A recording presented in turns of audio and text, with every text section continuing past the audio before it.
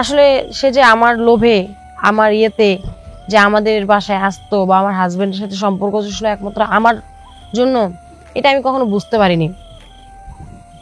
তো সে আমাকে হুট করে একটা বাজে একটা প্রস্তাব সে আমাকে দিয়ে ফেলে।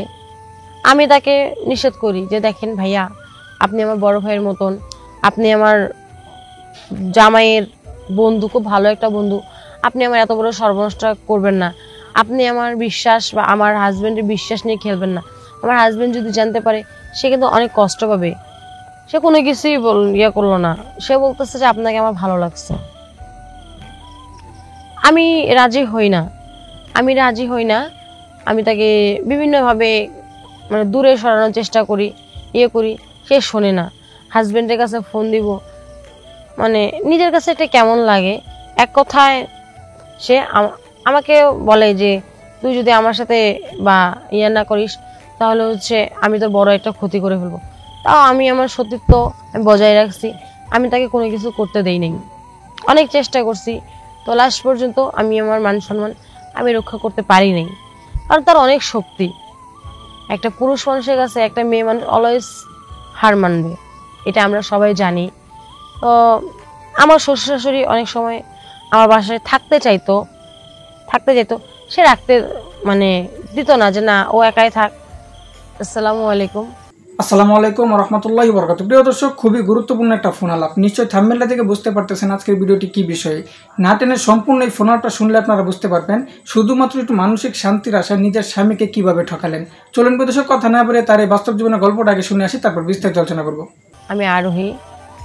আমি খুব গরিবও বলা চলে না, আবার যে খুব বড়লোক বলা চলে তাও না। খুব মধ্যবিত্ত ফ্যামিলির একটা মেয়ে। আমি বিবাহিত, আমার হাজবেন্ড আছে। আমার হাজবেন্ড আমার শ্বশুর শাশুড়ি মধ্যবিত্ত বলা চলে। তা আমার শ্বশুর বাড়ি হচ্ছে গাজীপুরে, আমার বাবার বাড়ি হচ্ছে চান্দুরা।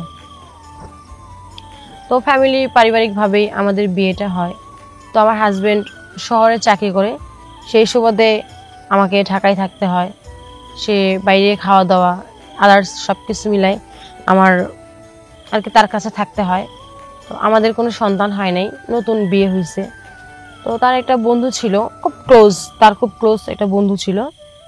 প্রায় আমাদের বাসায় আসতো, আমার সাথে কথাবার্তা বলতো।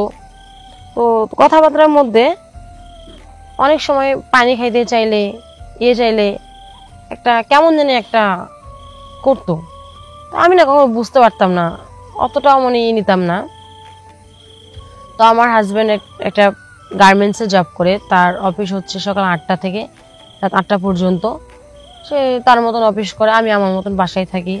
তো মাঝে মধ্যে সে আমাদের বাসায় আসতো, আমার হাজবেন্ডের সাথে সময় কাটাইতো। বা আমার বাড়ির লোক, আমার দারোয়ান, আমার যে বাসার যে দারোয়ান, সে দারোয়ানও জানে সে অনেকবার আমার বাসায় সে আসছে। আমার দেখা গেল যে একদিনকা আমার হাজবেন্ড অফিসে গেছে, সকাল 10টা বাজে আমার বাসায় আসছে। Calling bell বাজাইলো। সে বললো যে ওর ফ্রেন্ড আমার হাজবেন্ডের কথা বললো যে ওই কি বাসায় আছে। আমি বললাম যে ভাইয়া নাই। তো বলতেছে ভাবি আমাকে 1 গ্লাস পানি খাওয়ান। ঠিক আছে, আমি যে বসেন। আমি তাকে চা এবং কি পানি দেই। পানি গ্লাসটা ধরতে হাতে আগায় দিতে গেলে সে আমার হাতটা ধরে ফেলে, কেমন জানি একটা করে। তো আমার আচরণটা ঠিক সুবিধার মনে হইল না। আমি এখান থেকে একটু দূরে সরে যাই। সে হঠাৎ করে বলে বসলো, আসলে সে যে আমার লোভে আমার যে আমাদের বাসায় আসতো বা আমার হাজবেন্ডের সাথে সম্পর্ক ছিল একমাত্র আমার জন্য, এটা আমি কখনো বুঝতে পারিনি। তো সে আমাকে হুট করে একটা বাজে একটা প্রস্তাব সে আমাকে দিয়ে ফেলে। আমি তাকে নিষেধ করি যে দেখেন ভাইয়া, আপনি আমার বড় ভাইয়ের মতন, আপনি আমার জামাইয়ের বন্ধু, খুব ভালো একটা বন্ধু, আপনি আমার এত বড় সর্বনাশটা করবেন না। আপনি আমার বিশ্বাস বা আমার হাজবেন্ডের বিশ্বাস নিয়ে খেলবেন না। আমার হাজবেন্ড যদি জানতে পারে সে কিন্তু অনেক কষ্ট পাবে। সে কোনো কিছুই করলো না। সে বলতেছে যে আপনাকে আমার ভালো লাগছে। আমি রাজি হই না। আমি তাকে বিভিন্নভাবে দূরে সরানোর চেষ্টা করি, করি। সে শোনে না। হাজবেন্ডের কাছে ফোন দিব, নিজের কাছে এটা কেমন লাগে। এক কথায় সে আমাকে বলে যে তুই যদি আমার সাথে বা ইয়ে না করিস তাহলে হচ্ছে আমি তোর বড় একটা ক্ষতি করে ফেলবো। তাও আমি আমার সতীত্ব বজায় রাখছি, আমি তাকে কোনো কিছু করতে দেই নাই।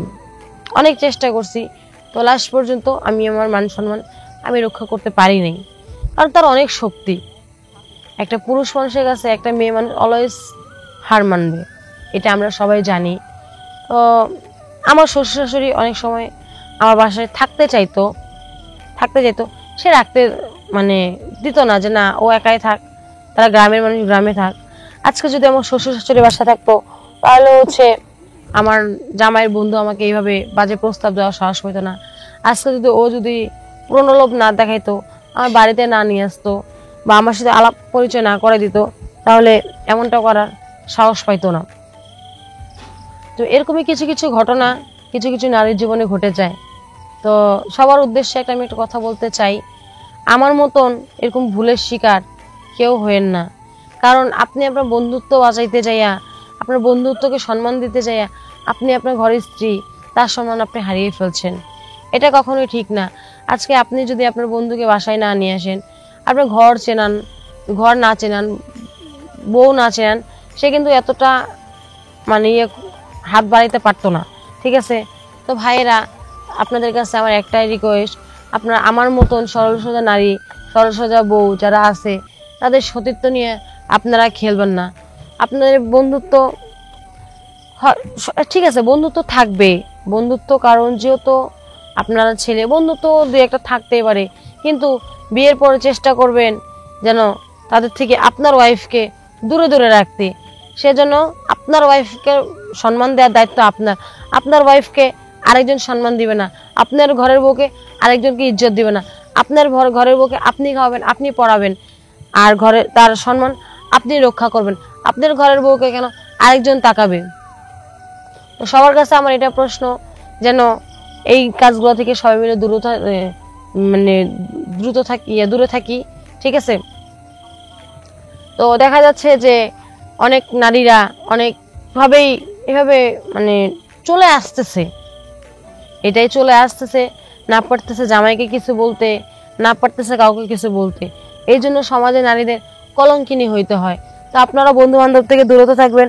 আমার এই ভিডিওটা ভালো লাগলে, আজ আমি কতটা কথাগুলো সত্য বলছি না মিথ্যা বলছি আপনারা কমেন্টসে জানাবেন। আসসালামু আলাইকুম। প্রিয় দর্শক, যে বিষয়গুলো নিয়ে আজকের এই বাস্তব জীবনের গল্পটা শুনতে পেলেন, এই মেয়েটার মুখ থেকে শুধুমাত্র একটু মানসিক শান্তির আশায় তার প্রেমিকের সঙ্গে ভেঙে গেলেন নিজের স্বামীকে ঠকিয়ে। প্রিয় দর্শক, এই বিষয়টা শোনার পর আপনাদের কি মন্তব্য অবশ্যই কমেন্ট করে জানাবেন। নতুন এমন নিউজ এবং ফোন আলাপগুলো পেতে চ্যানেল সাবস্ক্রাইব করে এবং ভিডিওটা ভালো লাইক দিবেন। আজকে এই পর্যন্ত, পরবর্তী দেখার আমন্ত্রণ। আসসালামু আলাইকুম।